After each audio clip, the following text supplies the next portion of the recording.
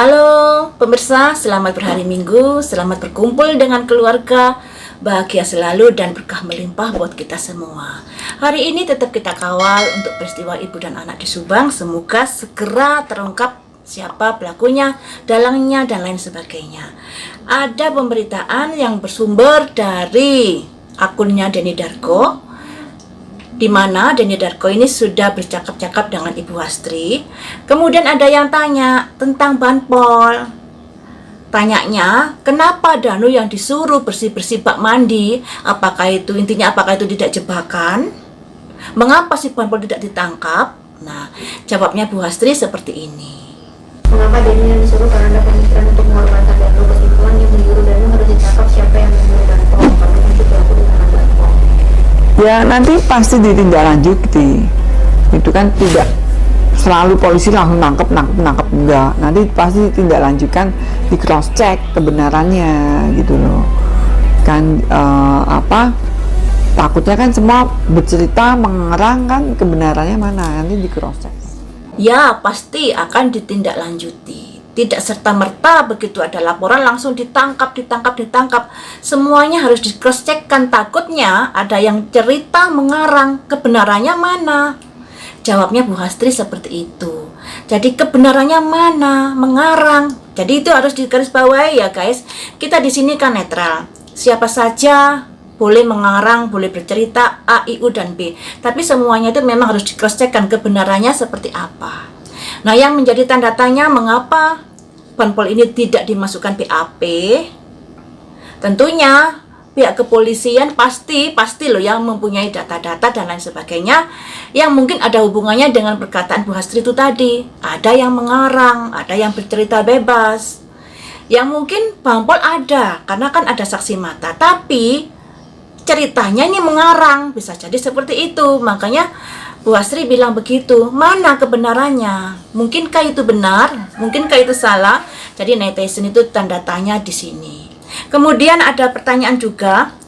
Ketika ada netizen yang bertanya, apakah mungkin situasi seolah terjadi pecah dua kubu pada kasus ibu dan anak di Subang itu sengaja diciptakan oleh si pelaku? Jawabnya Ibu Sumi Hastri, bisa saja. Sebab kejahatan semakin canggih dan tampaknya ada perencanaan yang matang. Bisa saja yang tadinya satu tim buat memecah perhatiannya menjadi dua kubu. Jadi jawabannya seperti itu. Makanya mulai saat ini lebih baik kita netral ya. Dari dulu saya juga netral. Tinggal kalian saja blok sana apa blok sini. Tapi itu sih terserah kalian ya, terserah kalian saja. Yang namanya orang mempunyai pandangan berbeda-beda, opini berbeda-beda, dan hak kalian untuk menentukan mana pilihan kalian. Kemudian membahas malam itu yang ada saksi melihat ada 5 orang. 5 orang, 3 perempuan dan 2 laki-laki yang sudah saya pernah prediksi kalau mereka ini ternyata adalah keluarga Ibu Tuti yang datang ya. Pernah saya prediksi kok beberapa hari yang lalu kalau 5 orang ini ada kaitannya dengan keluarga Ibu Tuti. Selanjutnya di sini akan saya cari tahu cluenya apakah mereka ini pergi bersama dulu naik mobil Alphard kemudian balik pulang. Mari kita lihat di sini, tapi di sini masih prediksi jadi kalian harus hati-hati. Saya cari tahu dulu apakah malam itu mereka jalan rame-rame dengan keluarganya setelah Pak Yosef pulang.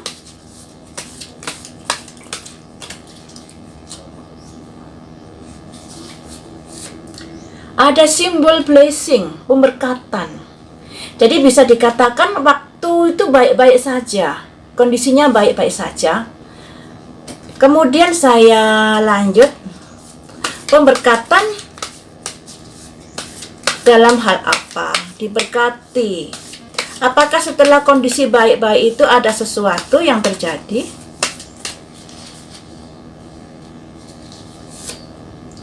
Ada simbol vulnerability, kerapuhan. Jadi begini guys, di sini tidak menunjukkan kalau mereka ini jalan-jalan atau bagaimana. Jadi bisa dikatakan saya nggak bisa memberi perkiraan apakah mereka, maksudnya Ibu Tuti dan Amel, diajak jalan keluar atau tidak. Tapi di sini ada simbol blessing. Blessing itu pemberkatan. Yang bisa diartikan kondisi yang tadinya baik-baik, tiba-tiba ada vulnerability, ada kerapuhan. Ya, ada kerapuhan. Mengapa kondisinya berubah?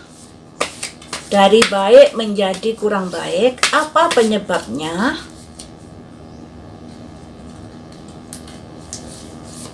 Ada simbol vigilance, tidak aman. Tidak aman. Tidak aman di sini. Apakah kemudian ada yang melakukan sesuatu?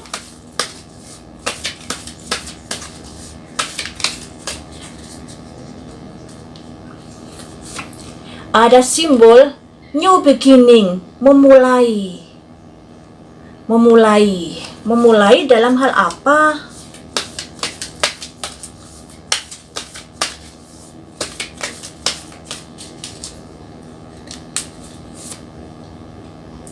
DNA karma. Jadi begini guys, sebenarnya bisa dikatakan kondisi saat itu bisa diartikan baik-baik saja. Yang kita tanyakan kan tadi, apakah Amel dan Ibu Tuti ikut jalan-jalan keluar? Di sini tidak ada jawaban, malah di sini ada simbol blessing, itu pemberkatan, yang artinya kondisi saat itu sebenarnya baik-baik saja. Tapi kemudian ada simbol vulnerability, yang artinya kerapuhan. Dari baik-baik saja menjadi kurang baik. Dan akhirnya ada kartu vigilance, tidak aman, yang bisa berubah sewaktu-waktu. Jadi dari kondisi yang baik mungkin ada pembicaraan, akhirnya ada sesuatu yang membuat agak genting kondisinya. Akhirnya timbullah karma, DNA karma. Apa yang kamu tabur, itu yang kamu tuai, seperti itu. Sosok wanita ini ciri-cirinya seperti apa yang datang di malam itu? Saya ambil satu sosok ciri-cirinya aja ya, karena kan di sini ada 3 wanita. Tapi apakah bisa terungkap semua 3 wanita ini, ataukah hanya 1 wanita? Kemungkinan yang 2 wanita ini adalah si korban, bisa jadi seperti itu. Terserah nanti kartunya yang keluar apa ya. Ciri-ciri wanita yang ikut bertamu di malam itu.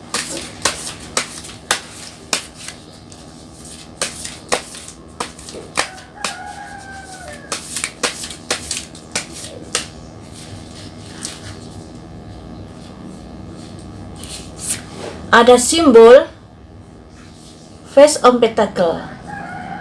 Besiku masih bisa dikatakan mudah. Ada hubungannya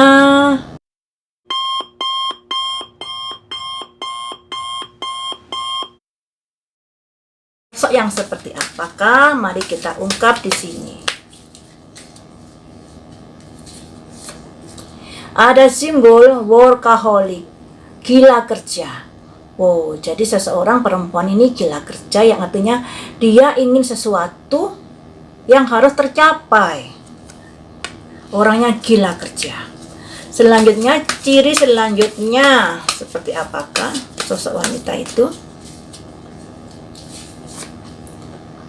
Victim, korban. Oh, dia merasa dikorbankan di sini, sakit hati ya. Selanjutnya, ciri-ciri selanjutnya bagaimana? Ada simbol isolasi. Dia merasa terisolasi atau merasa tidak dihargai, disepelekan. Selanjutnya saya ambil 5 ya, kurang 2 ya. Selanjutnya, ciri selanjutnya adalah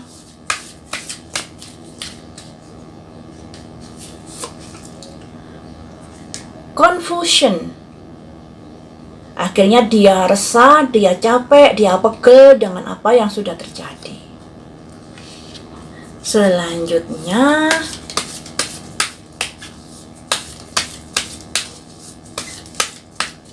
ciri-ciri selanjutnya. Soulmate, masih keluarga. Jadi begini guys, kalau dilihat dari ini ciri-cirinya, ciri-ciri seorang wanita itu adalah workaholic, dia gila kerja. Mungkin dia menginginkan sebuah pekerjaan atau sebuah jabatan dan lain sebagainya.